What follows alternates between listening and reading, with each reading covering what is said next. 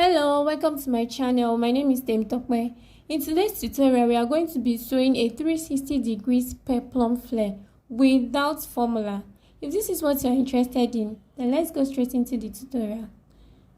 The first thing you are going to be doing for a 360 degrees flare is to fold your pattern paper into 4 or your fabric into 4. Then you are going to locate the part that is closed at all ends. You can see on both sides this angle. We have both sides closed. It is not open. No place is open. But this other side, you can see this angle. This part is open. And the other side, so it's open. So we can't use that part. We are going to use this angle that both sides is closed. So that's where we are going to be taking our waist measurements for the flare. So the upper part, we are going to be cutting a small area away, like this, from this pattern paper. So that area is going to determine. The waist is going to determine what we are going to be cutting out from that part, because that part is going to form the upper part of the flare, and that will be our waist measurement. So this upper part, this small part that we are going to be cutting away, will be in form of a cone. So now, to guess what we are going to be cutting away, we are going to be using our waist measurement. So we are going to be dividing our waist measurement into 4, since we fold this pattern paper into 4.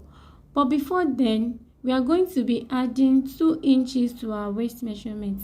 This 2 inches is the zip allowance, the part of the flare that will be going into the zip allowance. So if you are cutting a flare that will not be going into the zip allowance, you don't need to add these 2 inches. But if this is going to be a blouse and it's going to be entering into the zip allowance, then you add 2 inches to it. And so this 2 inches plus my waist measurement is 26.5 plus 2 inches, that will give me 28.5. So now that's 28.5. I'm going to be dividing it into 4. Then divide by 4, that will give me 7 1/8. So how do we determine where we are going to? So that means the wideness is going to be 7 1/8. So how do we determine where the 7 1/8 is going to be? So we are going to be using 2 methods. The first method is we are just going to be trying. Like now, I'm placing my tape rule at the 4 inches mark. So I'm just going to try 4 inches and measure it all around and see if it's going to give me 7 1/8 inches. But here it's giving me 6 3/4 inches. So that is lesser than what I want. So I'm going to go ahead and try 4.5 inches. And so I'm going to be marking it on the 3 points, these 2 sides and the center. Then I'm going to go ahead and measure all around too, and then see. So here I have 7.5. So that means I am what I needed is in between the 4 inches and 4.5 inches mark. So I'm going to be using 4 1/4 this time around. So that way I'm going to get something in between those 2 points. So I'm going to be marking 4 1/4 at the center and on the 2 sides. Then I'm going to use my tape and measure all around and see what that gives me. So this gives me the exact measurement I want for the width or the wideness of the upper part of the flare, which is 7 1/8. So I'm just going to put my tape and then mark this 4 1/4 closely all around the upper part of my pattern paper. So now this gives me 7 1/8 inches, which is what I want for my flare and for the upper part of the flare, and which is also my waist measurement, because by the time I open this part, cut it off and open it up, it's going to give me my waist measurement. So the second method is, we already get our width, that is the wideness of the upper part of the flare, to be 7 1/8. And how we got that is we add 2 inches to our waist measurement, and then we divided it by 4, and that gives us 7 1/8. So now that width, that 7 1/8 that we've gotten for our width, we are going to be dividing it by 2, then add 1 inch allowance to it. This is the method I use, and just give me, let me go straight to my waist measurement without having to guess. So now the width is 7 1/8. Dividing that by 2, I get 3.5. Then approximately, then plus 1, that will give me 4.5. So I'm just going to be marking 4.5 inches all around. So then I'm going to measure it and see what it gives me. So after measuring, you see I have 7.5 inches. It did not give me exactly my width measurement or the waist measurement, but it gave me something very close to it. So this way I don't have to keep guessing and guessing. So what I'm going to do now is I'm going to mark this part with my marker to differentiate this from the previous one. So I'm going to mark it all around. So what I usually do is that, because I get something close to my waist measurement, if I want to get exactly my waist measurement, then I cut above the line. When you cut above the line, you get something lesser than the actual measurements on your line. And if you want it to be wider than your waist measurement, a bit wider, so that you can have something to pleat, then you can go and cut below the line. You cut below your width measurement that you measured there, or below the line. So in this case, if I want the exact measurement, I'll cut above the line, and that will give me 7 1/8. It will take me to my waist measurement. But in this case, for this peplum, I want it to be a bit excess, because I want to have 2 pleats on both sides. I don't want it to be, as I want a little bit pleat, because it will make the flare fuller. And somehow it also serves like an allowance for me, like it's an allowance in case the client adds some weight and wants to lose out the clothes, that you have something to lose out on the peplum too as an allowance. So that's that for the upper part of the flare, which is the waist area. Then now the next thing is to determine the length of the flare. So I want my length to be 8.5, and this 8.5 already include the seam allowance. So then I'll bring my tape here and then mark 8.5. But instead of taking the tape all around this width and be marking my 8.5 all around like this, I don't do that. I use a simpler way. So I'll just mark 8.5 here. I'll put it there, mark 8.5. Then I'll take my tape up to the beginning of my pattern paper and then measure that to that 8.5. Here I have 13 inches. So it's that 13 inches now that I'm going to be marking all around. So, and I will make sure that my tape is stationed at this angle at the top here, just like I am doing like this. So this is an easier way for me to go about it, instead of just doing it a little like that.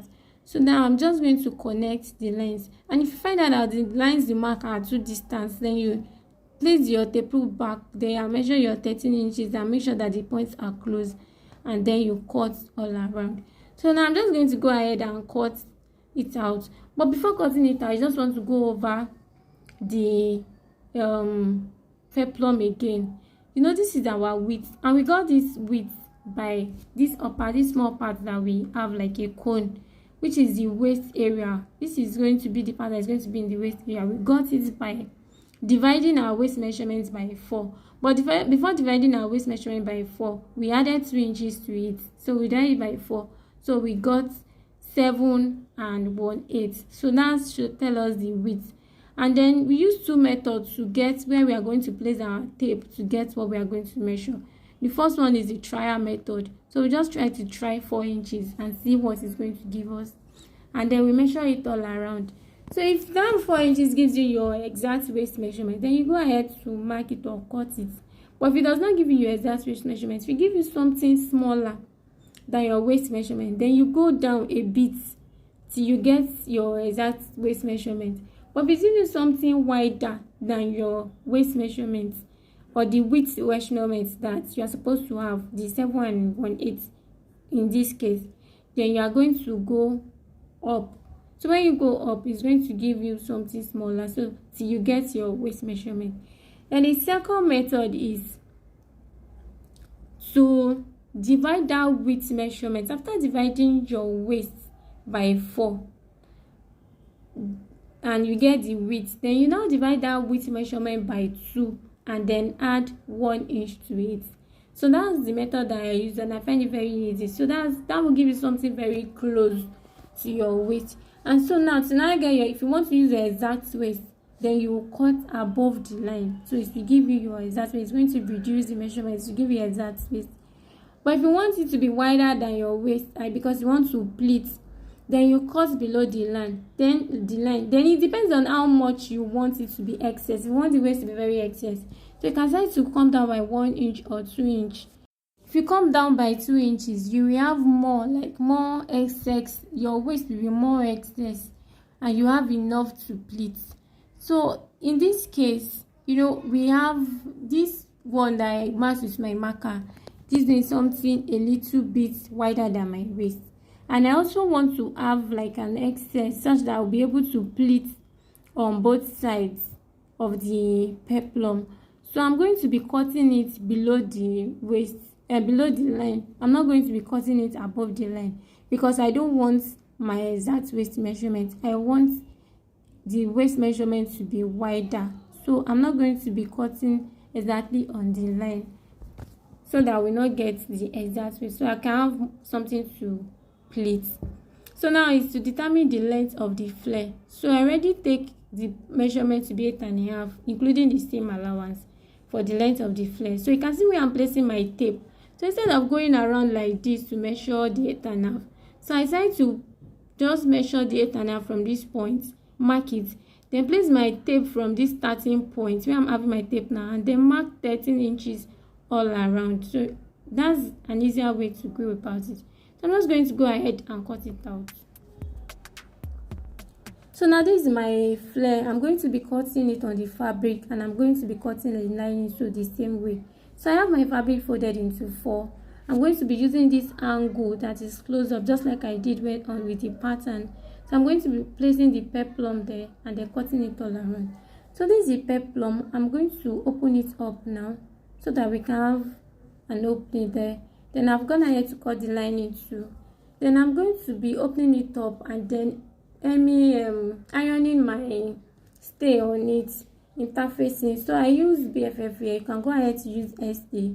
So then I'm going to facing it to the right side and placing the lining on it. Then I'm going to be targeting the lower side.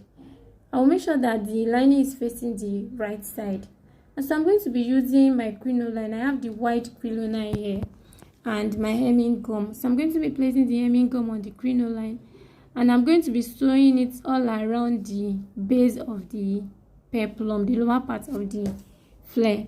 So this crinoline, the edge, I'm going to use my lighter. You can use a fabric or to cover it up, but I'm going to be using my lighter here just to reduce the coarseness so that it does not itch. And then I'm going to be sewing it. You can see that I leave some allowance there for stitching allowance by the time I'm going to close up the peplum, so I don't want the crinoline to get there. So I'm just going to place the crinoline like this with the hemming gum, and I'm going to be stitching it together on the lower part of the flare all around. So I'm going to try not to push, not to draw it, just make it as relaxed as possible. So you can see I've gone ahead to do that, and I'm going to be opening it up like this now because I want to top stitch, and I'll be top stitching on the lining. And before top stitch, I'm going to make sure that this sewn part, you can see the way I'm moving this part towards the lining. I'm going to make sure that the part that I've sewn is facing towards the lining, and then I'm going to be top stitching on the lining. I've done this top stitching. You can see the way it's looking, and you can see the inside that the crinoline is facing the lining. That's because I made sure that it was facing the lining before top stitching on the lining. So I'm going to go ahead to steam iron this peplum now so that it can look very flat and neat. And then this edge also, I'm going to be using my lighter on it, or you can decide to cover yours with fabric so that it does not itch. So this is the result. I've gone ahead to join the sides, the two sides, and also I've gone ahead to top stitch the waist area of the peplum. So now I'm going to be joining it to the blouse, to the upper part of the top. So kindly subscribe to my channel, like this video, and also turn on your notification bell so that you get notified each time I upload a new video. So this is our peplum top. You can see how beautiful it is.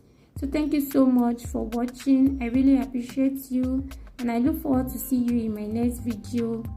Share this video as much as you can. This will also help me a lot. Thank you so much. Bye.